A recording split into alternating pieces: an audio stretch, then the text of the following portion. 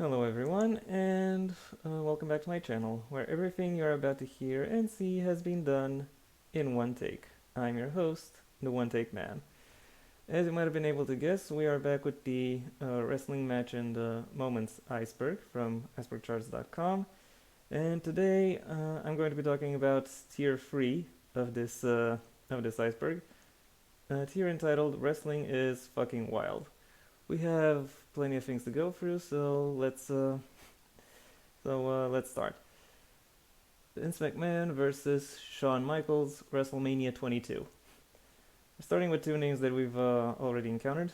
Vince McMahon, the boss of the WWE, the biggest wrestling promotion uh, around the block, and a promotion that has been the biggest for quite a while now. And Shawn Michaels, one of the most well-respected performers of the past, or actually of the entire history of the sport. And these two have had a match at WrestleMania 22, one of one of the yearly editions of WWE's flagship pay-per-view.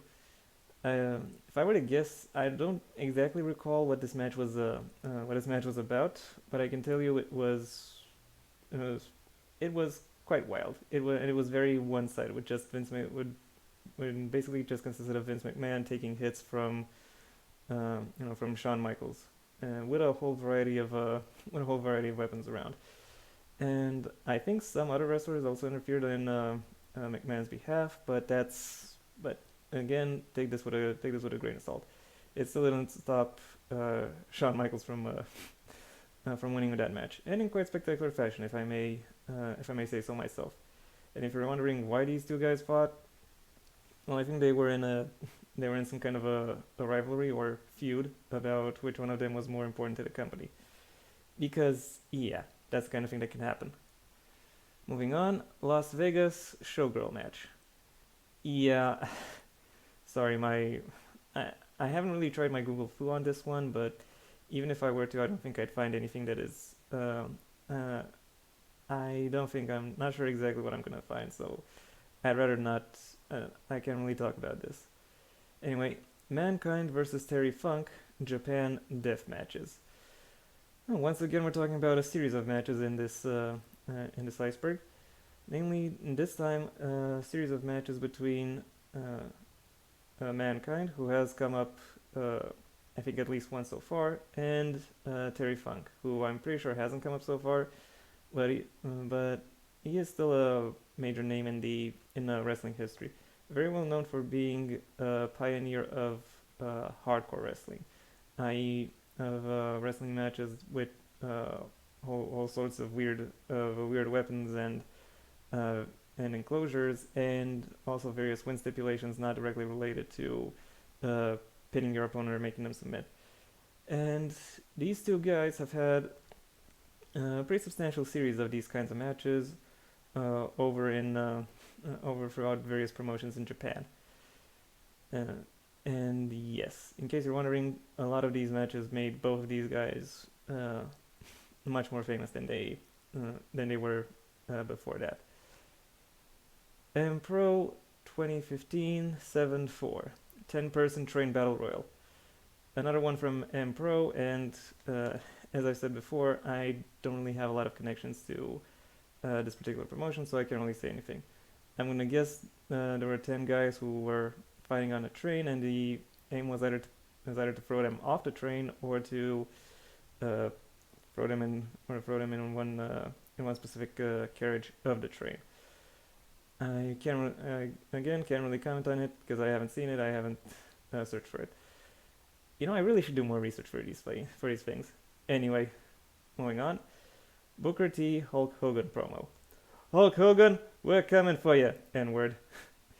Also, the sidebar image. This is Booker T right here, giving his promo. This is his manager, who at the time I think was Sherry Martel, and this was either Gene Okerlund or Howard Finkel. I'm not exactly sure who it was. This is another one from WCW's time, and I'm pretty sure this promo involved a match between Booker T and Hulk Hogan, and Booker T was interviewed in preparation for this match in order to hype it up. And during this, and apparently during this promo, he said this very interesting line. Why this line exactly is on this Iceberg when I've heard a lot of a lot of crazier promos? Um, yeah, I'm not exactly sure. I'm not exactly sure what makes this one crazy enough to be included, but oh well, it's included, and I wanted to talk to to can't talk anymore, and I wanted to talk to you about it. Onita Tokyo Dome entrance. Rare entrance where Japanese crowd throws trash at someone. And this one is one of those where the where everything that's written afterwards pretty much explains everything. I already said in a previous video commenting on this Iceberg that wrestling is taken or professional wrestling is much more revered or respected in Japan, or it's uh, uh, acknowledged much more as an actual sport rather than just a piece of entertainment. So they are more likely to treat it more somberly than Western audiences, or generally American European audiences. So someone throwing trash at another wrestler, that might be quite common in parts of the U.S. or parts of Europe, but in Japan it's basically unheard of. So this should really tell you everything you need to know about why this moment shows up here, and it is indeed rare. Staying in the field of new Japanese wrestling, we have Tetsuya Naito versus the NJPW Intercontinental title. Another misspell here. You might remember this name, Tetsuya Naito, from the first year of the Iceberg, where he redeemed himself. Well, let's just say his redemption wasn't an easy one. However, the most entertaining part of that redemption story was his reign with New Japan Pro Wrestling's Intercontinental belt. Back when he was a rising star that people rejected, he was supposed to be in the main event of Wrestle Kingdom, which is New Japan's main pay-per-view, main special event show. Only after an audience vote, it was decided that his match for New Japan's world main title, the IWGP Heavyweight title, would not be the main event. Instead, it would be the match leading up to the main event, and the main event was fought for this title, the Intercontinental title. After Tetsuya Naito was released to go on his excursion, perhaps his second excursion, and when he came back, he at one point won the Intercontinental title, and he decided to treat that Intercontinental title, or the actual belt itself, with as little respect as possible. As in, he would constantly throw it around, slam it on the floor, kick it, uh, hit it over every part of the ring. It was entertaining in its in its own way. So yeah, very much pretty wild. All of Big Show's superplexes. This is not specific to any promotion in particular, but rather it is specific to one wrestler, Big Show. The Big Show, in case the name doesn't give away, is a huge guy, and he very much wrestles in a way that is typical of huge guys. He's mainly slow and mainly uses his strength and his size to get by in his matches. That being said, if he wants to get agile, he can get no he could be pretty agile, and in particular in his youth he was surprisingly nimble enough to do a superplex, which for those of you who don't know is basically a suplex where you throw your opponent overhead, but from the top of a turnbuckle. This is, as far as I know, Big Show has only done this a few times at most, and pretty much all of those times are are saved somewhere and are to some extent always entertaining. Or it could also refer to the. Then again, this entry could also refer to all the times Big Show, instead of being the actual. No. Instead of being the guy who does the superplex, he is the guy the superplex is done upon. And as far as I know, this only happened twice. Once in a match against Brock Lesnar, and once in a match against Mark Henry. Both times that happened, the ring imploded, as in it absolutely collapsed. Yeah, it's a rare thing to happen, but it still did. Oh, moonsaults! I was talking about moonsaults earlier. Like, yeah, the Big Show at one point was able to do moonsaults, which are basically backflips from atop a turnbuckle. Anyway, now you have two entries for the price of one, or two factoids for the price of one. Next up, Kenny Omega versus Haruka. This one is another one I don't know off the top of my head, nor did I research. However, I do know that Kenny Omega, who you've probably heard of by now if you've seen the other my other videos about this wrestling iceberg, you should know who Kenny Omega is. And I can tell you, he wasn't always this particularly serious or somber uh, or particularly competitive. Let's say that performer. He has been known to indulge in his in various comedy or silly moments. And one of these, I'll assume, was a match against Haruka, who, if I'm not mistaken, was 9 at the time this match took place. But don't worry, she won, so it wasn't really, so it wasn't like some kind of one-sided beatdown. It was just silly. Next up, Minoru Suzuki and New Japan Pro Wrestling Young Lion. Back to New Japan Pro Wrestling, and again I'll have to explain some terminology. Young Lion is what New Japan Pro Wrestling calls its trainees, i.e. the people who will perhaps eventually become pro wrestlers, but as of right now they are still uh, getting seasoned. They are still in training. And Minoru Suzuki is another guy I've already mentioned throughout these videos. He is known for being particularly brutal within the ring, and he is also brutal regardless of who his opponent is, even if they are as raw and inexperienced as a young lion would be. And therefore he is particularly well known for being savage against against those guys as well. So yeah, that's the kind of thing to sometimes expect. Meng Offering story. Meng Offering was a freaking menace. He's another wrestler from a bygone era who I'm not sure if he's still alive or dead right now, but that's actually secondary for the sake of this entry. What is known about him is that he was involved in some fairly violent moments and incidents outside of the ring, involving other wrestlers and just other people in general. Not sure if he was ever convicted or subpoenaed for something like assault or battery, but I would not be surprised if there are stories about him doing exactly that. Somehow that is still treated somewhat lightheartedly because that is part of his was a part of his gimmick back in a time when there was less separation between a wrestler's gimmick and a wrestler's actual identity, at least to the public.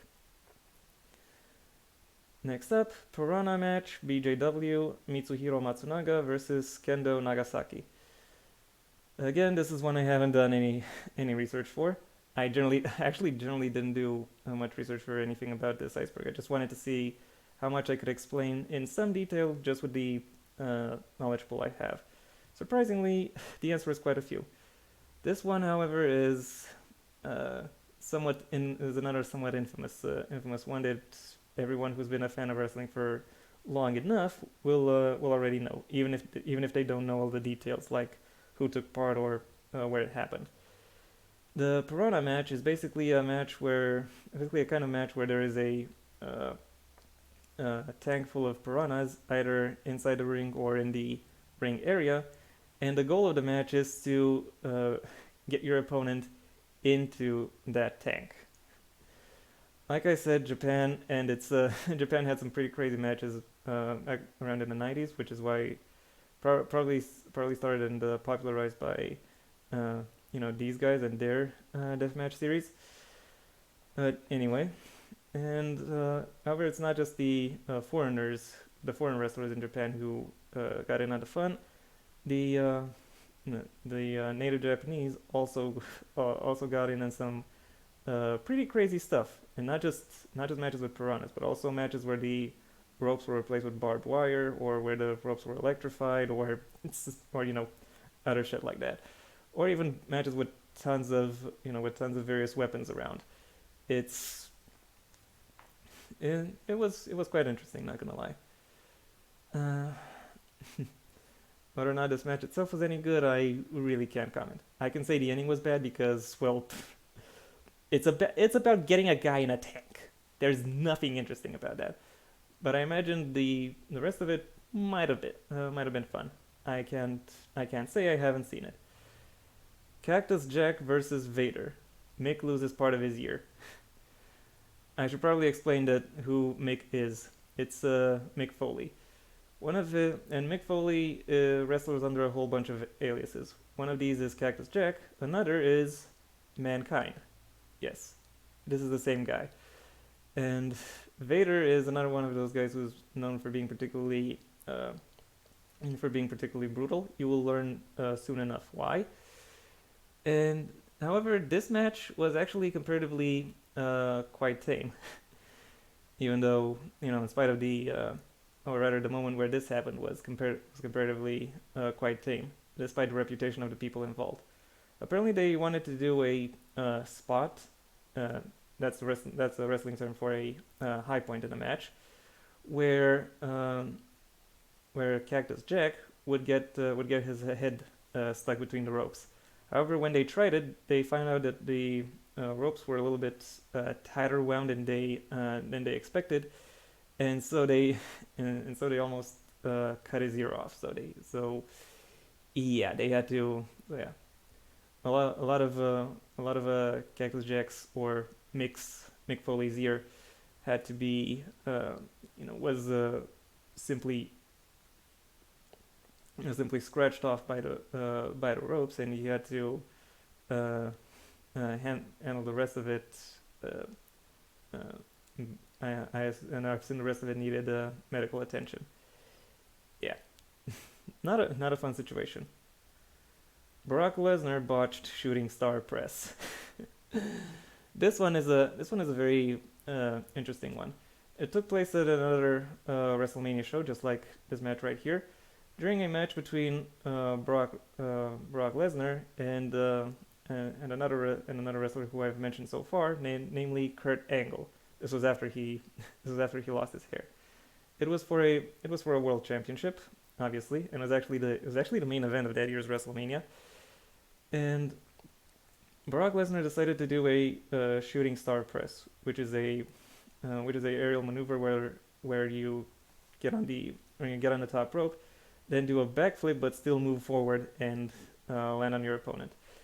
Thing is, when when Bach tried when Brock tried to do it, he he didn't turn far enough and almost landed on his head. That's why he botched it, or rather, as in he made a mistake. Surprisingly, he did not break his neck, and in fact still managed to win the match. Yeah.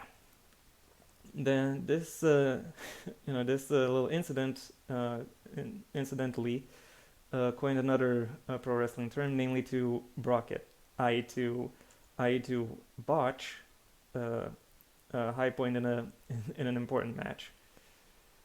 Next up, The Rock versus Mankind I Quit match.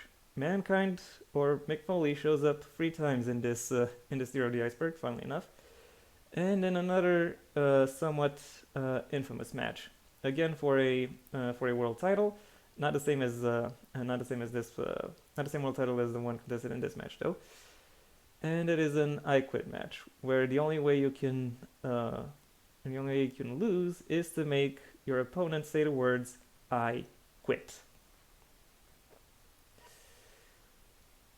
How exactly? Yeah, I'm not gonna go into how exactly that works, but because it should be pretty obvious from the name and description. And the Rock and Mankind had had a match like this, and this is somewhat infamous because Mankind, or rather Mick Foley's kids, were in the audience. They were in attendance watching this, and they saw their dad get handcuffed with his hands behind his back, and then get hit with 10 chair shots over his head and face. Yeah, not a good look. The Rock actually had to apologize for that backstage. So it was a pretty nasty moment. And last but not least, Vader versus Stan Hansen, Japan 1990. Vader's eye pops out in the middle of a match. He puts it back in and continues the match. Yeah, I think again, this is another one of those cases where what's in the parentheses, what's between the parentheses, pretty much explains why this thing is here. I already mentioned Vader as being a guy known for being, quite aggressive and a very involved fighter, and Stan Hansen had a pretty similar reputation, especially in Japan in the and throughout the 80s. So the fact that these guys who were well known and very much respected throughout Japan at the time also had a match in Japan was not surprising. The fact that this thing happened during the match, however, that very much was surprising. The fact that they just popped it back in and continued was like, damn, like that. That was pretty crazy. You could still see snippets of that if you were if you really wanted to search for them, but I recommend you don't, unless you have some kind of severely morbid curiosity. And yeah, that's been it for this tier of the wrestling iceberg. Join me next time when I talk about tier 4. Pretty controversial. This one seems to be shorter, but it doesn't matter too much. We'll still talk about it. And anyway, thank you for your attention, and I hope you enjoyed it. If you did, then please leave a like and maybe even share this video wherever you think others will like it as well. If you have anything you'd like to add to what it is I said throughout this video, the comment section awaits your input. And if you want to see when my next video gets released, well then please subscribe. And ideally also ring the video or do whatever else YouTube will ask of you in order to keep you notified. I also have a main YouTube channel where I talk about my my literary pursuits and endeavors. I'll also link that in the description below. Until next time, I have been the One Take Man.